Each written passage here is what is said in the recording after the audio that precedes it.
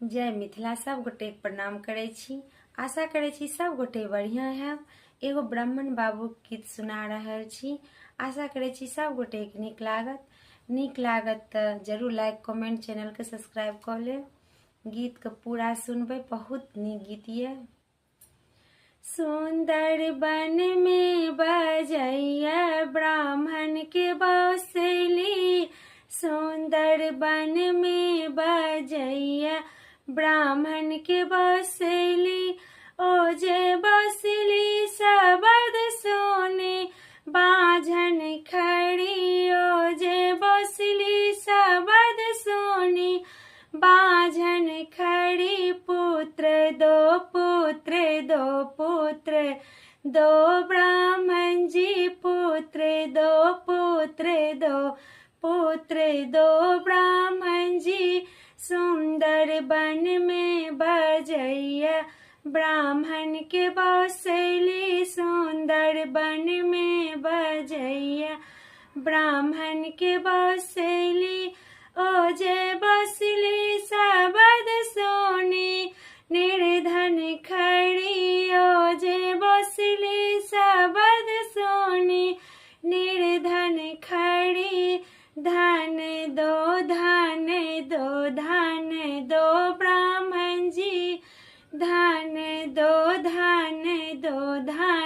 दो ब्राह्मण जी।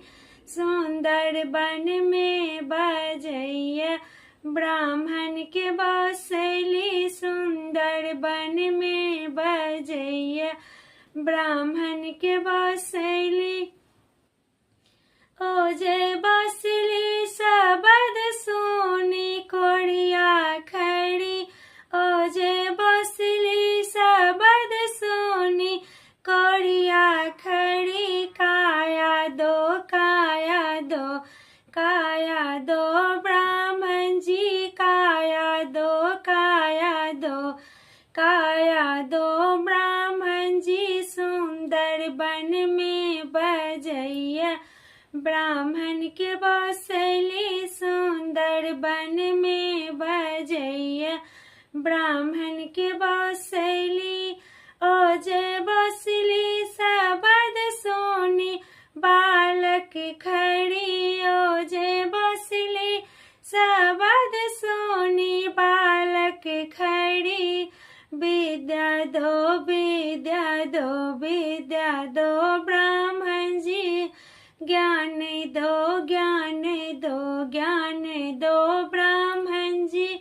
सुंदर बन में बजैया ब्राह्मण के बौसली, सुंदर बन में बजैया ब्राह्मण के बौसली। ओ जे बौसली शब्द सोने अंधा खड़ी, ओ जे बौसली शब्द सोने अंधा खड़ी। नैना दो ब्राह्मण जी, नैना दो ब्राह्मण जी। सुंदर बन में बजैया ब्राह्मण के बौसली, सुंदर बन में बजैया ब्राह्मण के बौसली। सब गोटे के धन्यवाद।